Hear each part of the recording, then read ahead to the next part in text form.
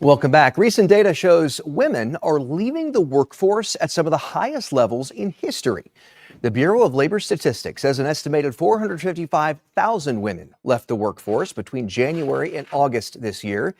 These stats coming just second to the drop in numbers during the pandemic, with highly educated mothers and Black women specifically leading the exodus.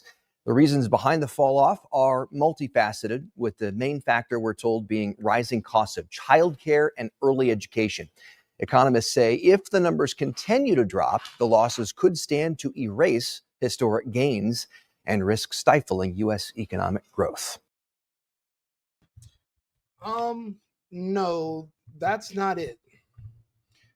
That's not going to all of a sudden cause 500,000 people, 500,000 women, 500,000 specifically Black women to all of a sudden be fired.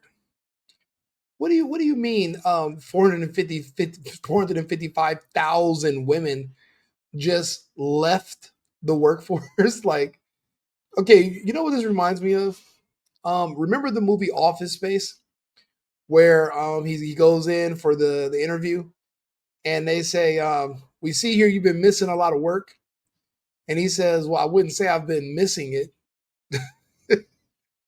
These women didn't just leave the workforce; they were fired. They were fired because the positions that they were hired for, they didn't really exist. Rico, what do you mean by that? Well, a lot of people don't know this, but DEI is actually a symptom of another corporate um a corporate tool that was used to kind of change our society. It was something implemented by the World Economic Forum called your environmental social governance, the ESG score. So people don't realize this, but for example, even your bank gets loans from a bank. But these big banks that give loans to your banks, the world they get money from the World Economic Forum, and they get, well, not from the World Economic Forum, but they get money from the International Monetary Fund, institutions like that. World Economic Forum created the ESG score. These banks started requiring that smaller banks and businesses that want loans from those other banks have a brand new scoring system that has nothing to do with your credit, nothing to do with your income, but it deals with your environmental social governance. They want to know what's your carbon footprint, how many trees your business planted per year, but also how many bisexual, handicapped dwarfs of color did you hire. Basically, you were given a higher score for refusing to hire straight white men. So anything else that you would hire, you would get a higher social governance score. The reason they inputted DEI is so that they would be able to get a higher score and qualify for these loans.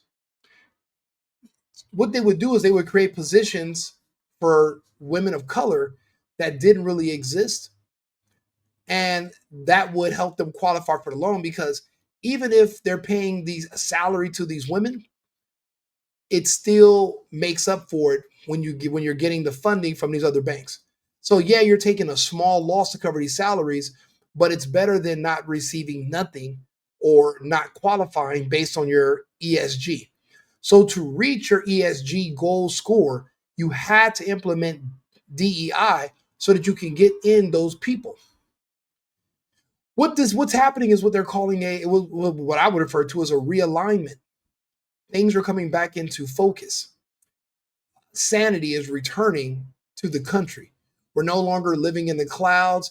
We're no longer doing identity politics or hiring based on wherever you put in your genitals that night. Like, who cares? We're a merit-based society. The only time you do something that's not merit-based and is based off of, superficial things like your sexuality or your color is when you're trying to sabotage an institution. So these women didn't just leave the workforce, they were useless. they didn't serve a purpose. They were only there so that so these institutions could qualify for these other loans and have a higher ESG score. But now that that's been done away with, well, you don't have to keep these fake positions open for these people that were underqualified in the first place. Hiring underqualified people gave you a higher ESG score. Period. So these people didn't just leave. They were fired because they were useless. And honestly, let's be honest. You think it's bad when they come into restaurants or they sit in a movie theater? Imagine when you work with them and they're trying to find a way to sue the company so they can get paid for not working. So you have to walk on eggshells around them. You can't say good morning. What you mean morning? You know, that's what the slave masters used to say. We're mourning the kid and the slave. You know, it's like they have all this weird mental gymnastics. Everything they do is a reference to slavery, even coming to work. But I'm like, well, then why'd you apply for the job if this is slavery for you? People get tired of that. People get tired of every time there's an HR call, 8 out of 10 of them is going to be somebody claiming to have racial discrimination, oppression. People are, but you had to do it so you can get the funding. Now you don't have to do that to get funding anymore. It can be back being based on your, business credit and your finances. Well, get rid of these people. Let them go work for all Black places, live in all Black spaces, and then you don't have to worry about them calling you racist every goddamn day. It's too risky.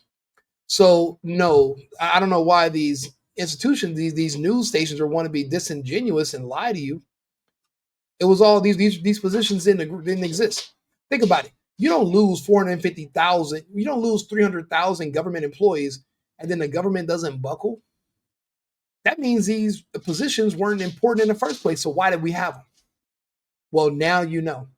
Even your country gets a loan from a bank that gets a loan from another bank. The Federal Reserve, the IMF, they loan and then they create these, and the World Economic Forum is now above them. That's why I said there's a conflict between the World Economic Forum and Israel over who's going to control the United States. So you see both sides making their move, but it seems like the World Economic Forum is going to pull ahead.